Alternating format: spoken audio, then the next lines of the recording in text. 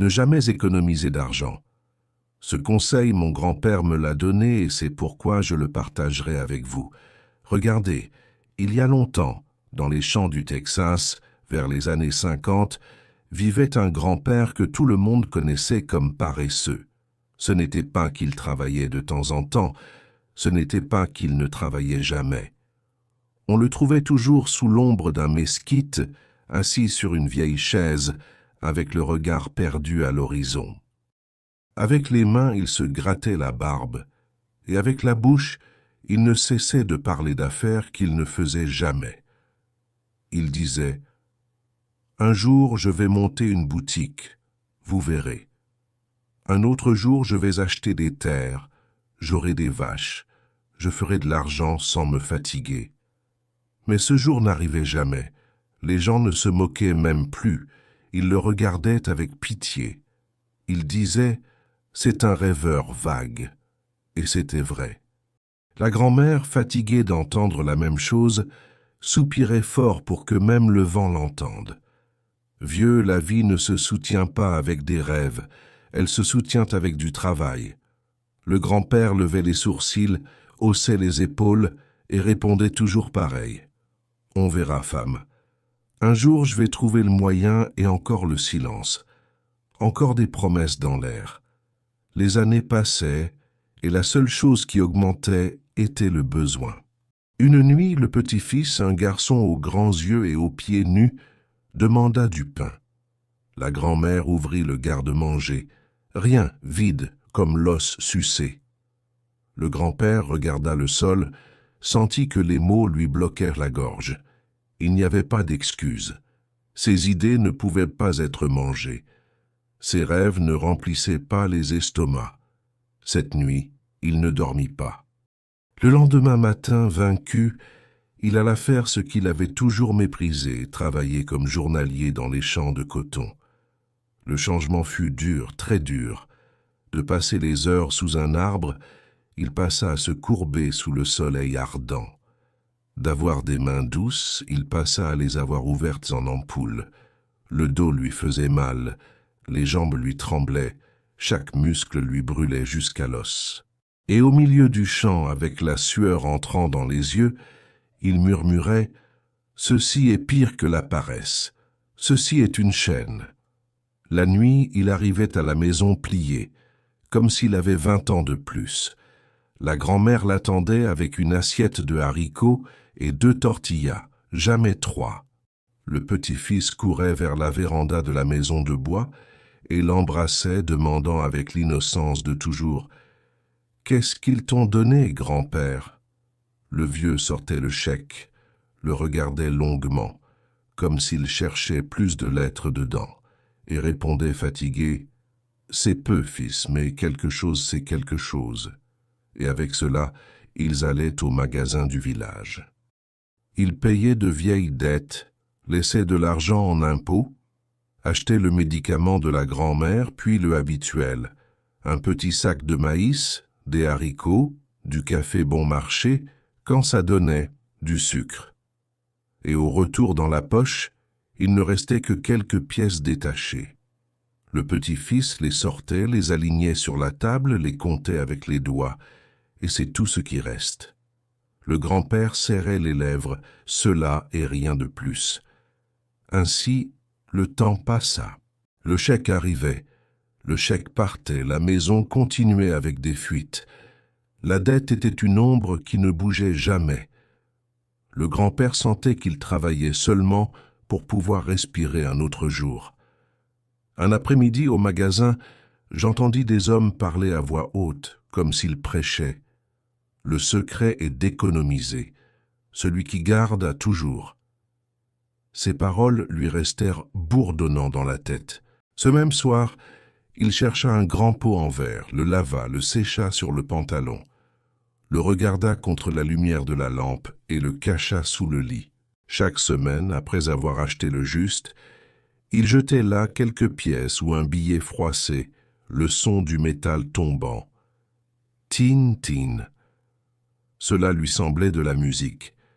Chaque fois qu'il l'entendait, il sentait que le futur naissait là-dedans.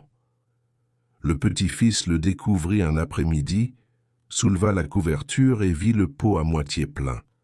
« Que fais-tu, grand-père » Le vieux sourit fier, comme un enfant espiègle qui montre son trésor.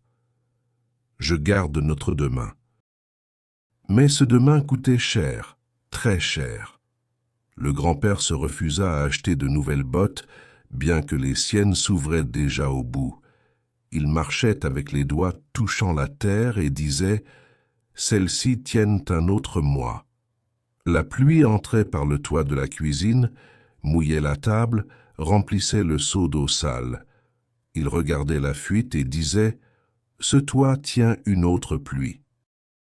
À table, il y avait de moins en moins de pain, moins de viande, presque pas de lait. Le garçon mangeait lentement pour tromper la faim. La grand-mère le regardait le grand-père, et un jour elle ne put plus se taire. « Vieux, à quoi sert tant garder si nous avons faim ?» Il ne leva pas les yeux, continuait à jeter une pièce dans le pot. « C'est pour notre bien. Un jour vous comprendrez. » Beaucoup de mois passèrent, et puis encore des mois.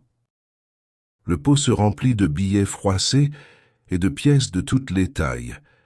Le grand-père le sortait certaines nuits, l'embrassait presque comme si c'était un fils, le regardait sous la lumière tremblante de la lampe et souriait. Il le sentait comme un coffre d'or. Une nuit, il le mit sur la table. Fier, il appela le petit-fils. « Regarde, fils, ici est la sécurité. » Le garçon écarquilla les yeux. « Combien de sacs de maïs pouvons-nous acheter avec cela ?» Le grand-père leva le menton sûr de lui. « 3, peut-être 4. Avec cela, nous ne manquerons jamais de nourriture. » Et il commença à rire. Le petit-fils rit aussi, faisant confiance à son grand-père. La grand-mère, en silence, le regarda de côté avec le cœur serré. Le lendemain, ils allèrent au marché. Le grand-père marchait d'un pas lent, mais dans le cœur, il portait une étincelle de fierté. Il portait le pot sous le bras, enroulé dans un vieux chiffon. Le petit-fils sautait à ses côtés, ému, demandant à tout moment « Combien de sacs allons-nous ramener, grand-père » 3 ou 4 ? Le grand-père sourit confiant, bien que ses bottes trouées fassent du bruit à chaque pas. « Oui, fils, aujourd'hui nous allons revenir avec des sacs pleins.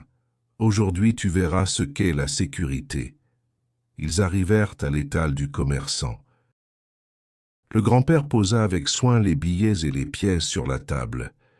Il les étala avec fierté, comme celui qui montre un trésor.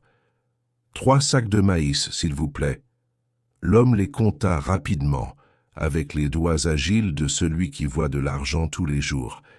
Il leva les yeux et, sans une once d'émotion, dit « Ça ne donne pas, vieux. Les prix ont monté. Avec cela, tu emportes à peine un sac et demi. » Le grand-père écarquilla les yeux incrédule, comme s'il n'avait pas bien entendu. « Comment est-ce possible ?» Le commerçant haussa les épaules. « L'argent vaut moins chaque jour. C'est comme ça les choses. » Le petit-fils regarda le grand-père confus, avec la voix tremblante. Alors le pot a rétréci. Le grand-père sentit un coup dans la poitrine, comme si l'air l'abandonnait. Le commerçant, d'un geste sec, traîna vers lui un grand sac et un autre à moitié.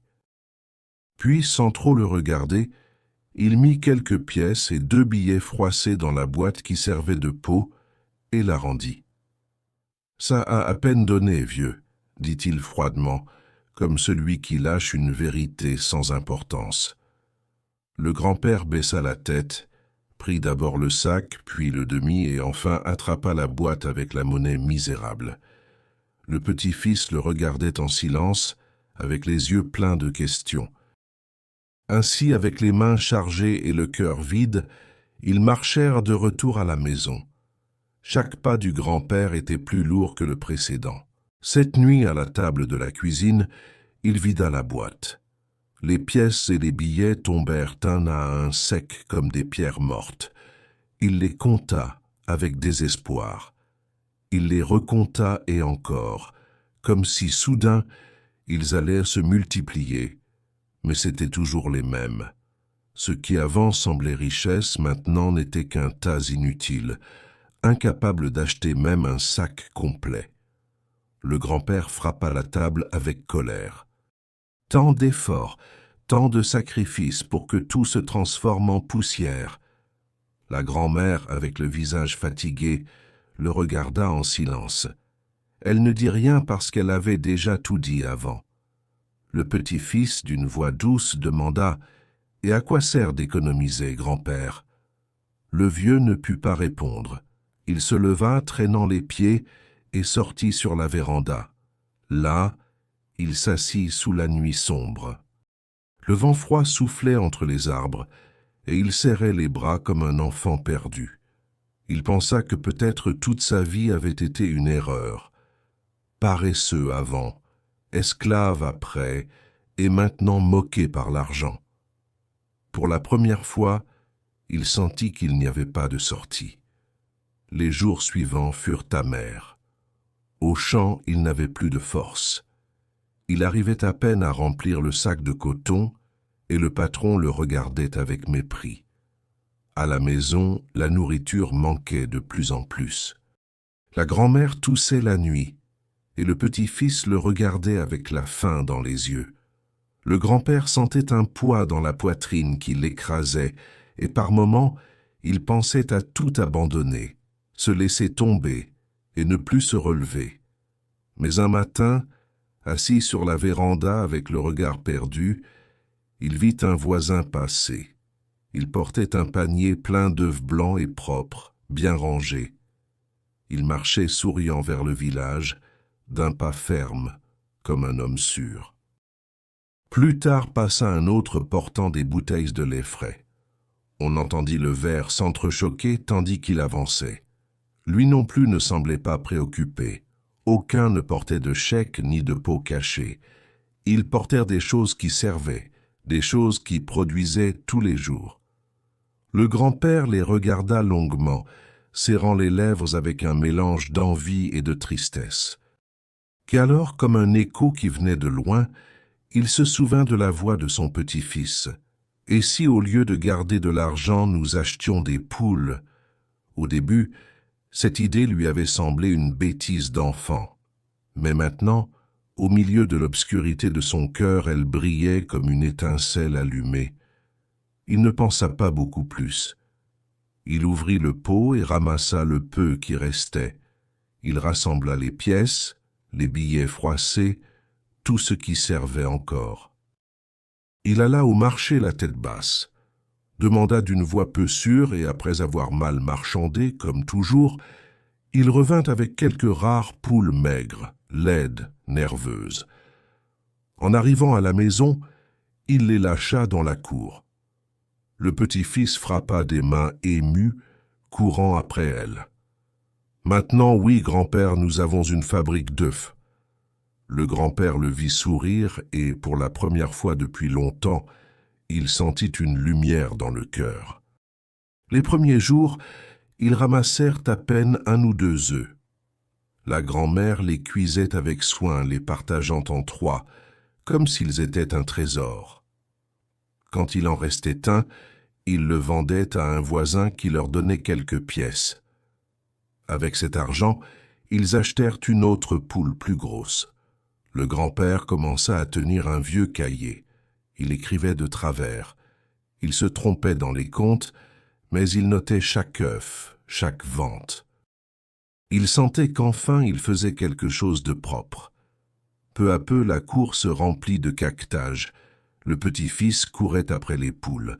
La grand-mère ramassait les œufs dans un panier et les voisins commencèrent à venir. « Vieux, vends-moi une 12. Tu en auras plus pour demain ?» Le grand-père, qui avant ne connaissait que le chèque et le pot, maintenant comptait les œufs, faisait des comptes, négociait avec maladresse, mais avec fierté. Le travail n'était plus une chaîne, c'était un fruit propre. Un après-midi, tandis qu'il tenait un œuf dans la main, il le regarda comme celui qui regarde un miracle. Il appela son petit-fils et lui parla d'une voix ferme. « Ceci vaut plus qu'un pot plein de billets, parce que ceci nourrit, se multiplie et ne perd jamais sa valeur. L'argent gardé meurt, mais si tu le fais produire, tu auras toujours quelque chose sur la table. » Le garçon l'embrassa souriant. « Alors tu n'es plus paresseux, grand-père. » Le vieux le serra contre sa poitrine avec des larmes dans les yeux. « Non, fils, j'ai déjà appris que la paresse et l'économie morte mènent au même endroit, au néant. Depuis lors, le pot resta oublié sous le lit, vide comme les anciennes illusions. » Quand quelqu'un au village parlait d'économiser, le grand-père répondait avec calme et sagesse, pointant vers la cour pleine de poules. Économiser de l'argent, c'est comme garder de l'eau dans les mains. Elle s'échappe toujours. Fais-le travailler même si tu commences avec une poule, parce que c'est seulement ainsi que la vie fleurit vraiment. Et c'est ainsi que dans ces champs du Texas, l'homme que tous appelaient de paresseux se convertit en celui qui découvrit la plus grande vérité. Ne jamais économiser d'argent.